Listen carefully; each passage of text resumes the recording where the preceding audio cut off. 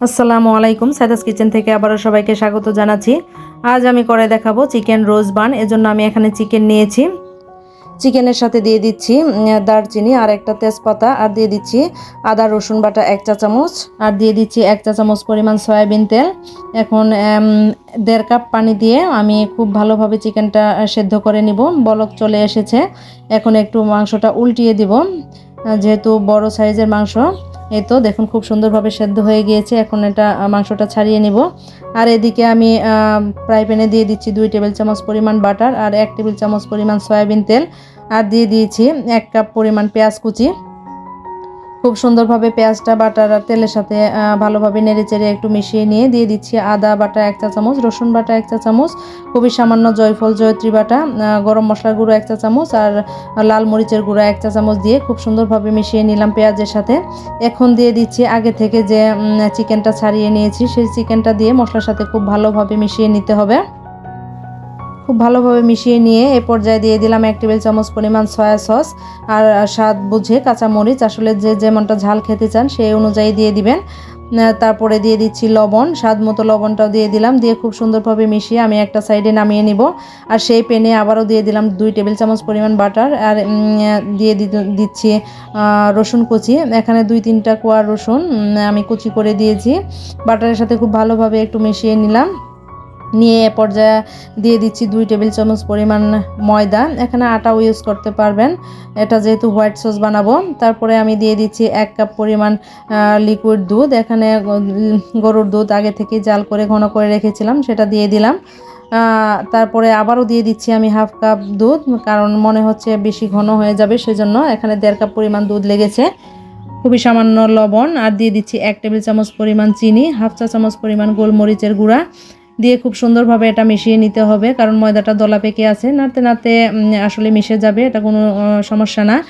এখন দিয়ে দিচ্ছি চিকেন আগে থেকে যে রেখেছিলাম, সেই চিকেনটা দিয়ে দিলাম। খুব সুন্দরভাবে এটা মিশিয়ে নিয়ে যখন একদম লেগে যাবে গায়ে গায়ে, তখন আমি এ পর্যায়ে দিয়ে দিচ্ছি লেবুর উপরের যে সবুজ স্কিনটা আছে সেটা দিয়ে দিচ্ছি। এটা দিলে খুবই সুন্দর হয়, একদম সুন্দর একটা খুশবু আসে, খেতেও খুবই ভালো লাগে। তো নেড়ে চেড়ে আমি এখন নামিয়ে নিব। এখন আমি একটা ডো রেডি করে নিচ্ছি। ডোটা রেডি করার জন্য এখানে হালকা কুসুম গরম দুধ নিয়েছি 1 কাপ, আর দিয়ে দিচ্ছি 1/4 কাপ চিনি। এখন চিনিটা খুব ভালোভাবে মিশিয়ে নিব। মিশিয়ে নিয়ে এখন দিয়ে দিচ্ছি 2টা ডিম আর চিনি খুব সুন্দরভাবে মিশিয়ে নেব, যেন চিনির দানা দানাটা না থাকে। খুব সুন্দরভাবে ডিমটা মিশিয়ে নিয়ে এখন আমি দিয়ে দিব হচ্ছে ইস্ট। এখানে 1 টেবিল চামচ পরিমাণ ইস্ট নিয়েছি। ইস্ট দিয়ে খুব ভালোভাবে এটা মিশিয়ে নিতে হবে। মিশিয়ে নেওয়া হয়ে গেলে এখন আমি দিয়ে দিচ্ছি 2 কাপ পরিমাণ ময়দা। এখানে প্রথমে আমি 2 কাপ দিয়ে দিলাম, তারপরে আবার দিয়ে দিলাম স্বাদ মতো লবণ। দিয়ে খুব সুন্দরভাবে এটা মেশাতে থাকবো স্প্যাচুলা দিয়ে। এ পর্যায়ে ডোটা খুবই আঠালো থাকে, সেজন্য আমি স্প্যাচুলা দিয়ে করে নিচ্ছি। আপনারা চাইলে প্রথম থেকে হাত দিয়েও করে নিতে পারবেন। এই তো মিশাতে থাকতে থাকতে দেখি ময়দা আরও লাগবে, এজন্য আমি আরও 1 কাপ ময়দা নিয়ে খুব সুন্দরভাবে এটা মিশিয়ে নিচ্ছি। তো অল্প অল্প করে ময়দা দিচ্ছি আর মিশিয়ে নিচ্ছি কতটুকু লাগে। তো এই তো খুব সুন্দরভাবে আমি মিশিয়ে নিয়ে এখন হাত দিয়ে আমি ভালোভাবে এটা মথে নিব। এই তো দেখুন খুব সুন্দরভাবে আমি মিশাচ্ছি। আসলে পাউরুটির ডোটা এরকমই, খুব ভালোভাবে হাত দিয়ে মথে মথে ডোটা রেডি করে নিতে হয়। তো সম্পূর্ণ ময়দা আমি দিয়ে দিয়েছি, এখানে মোট 3 কাপ ময়দা লেগেছে। এর পর্যায়ে দিয়ে দিচ্ছি 1/4 কাপ সয়াবিন তেল। এখানে তেলের পরিবর্তে বাটারটা ইউজ করতে পারেন। তেল দিয়ে খুব সুন্দরভাবে একটা মসৃণ ডো তৈরি করে নিলাম। এখন যে বাটিতে আমি সেট করব সেই বক্সে নিয়ে নিলাম। দিয়ে উপর থেকে একটু করে তেল দিয়ে দিলাম, যেন উপরটা ড্রাই না হয়ে যায়। এখন আমি ঢাকনা দিয়ে ঢেকে রেখে দিব 1 ঘন্টা। 1 ঘন্টা পর ফিরে আসলাম। দেখুন ডোটার কি অবস্থা, কতটা সুন্দরভাবে ফুলে উঠেছে।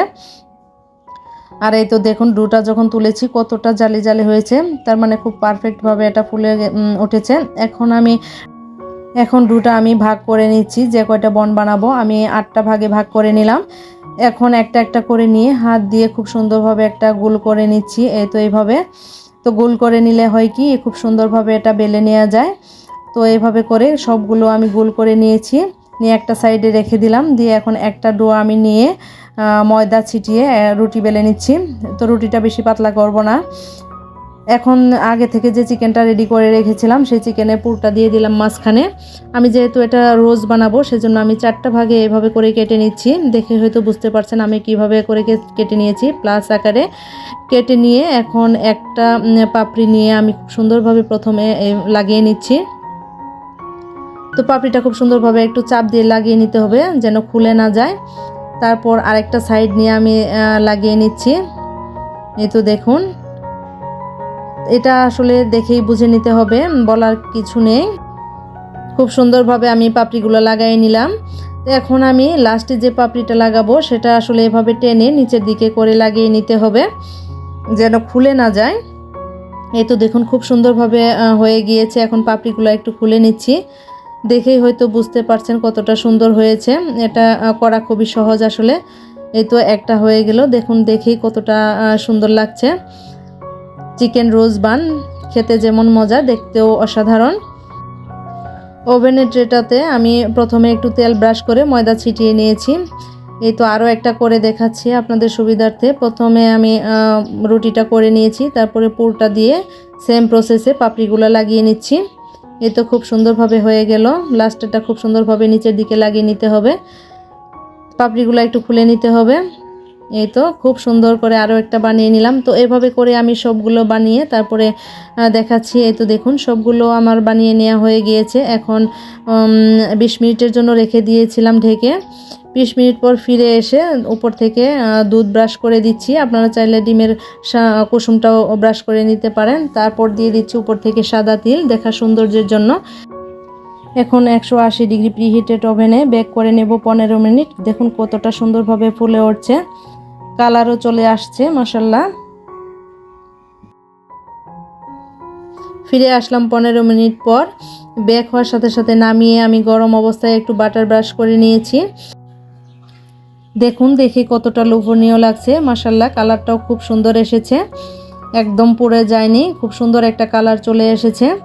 এখন একটু আপনাদের সাথে ভেঙে শেয়ার করছি ভেতরটা কেমন হয়েছে। দেখুন কতটা লোভনীয় হয়েছে, একদম মনে হচ্ছে বাসায় বানানো না, দোকান থেকে কেনা। তো একবার হলো বাসায় ট্রাই করবেন, কেমন হয়েছে জানাবেন। তো আজকে ভিডিওটি ভালো লেগে থাকলে অবশ্যই লাইক কমেন্ট শেয়ার করবেন। আল্লাহ হাফেজ।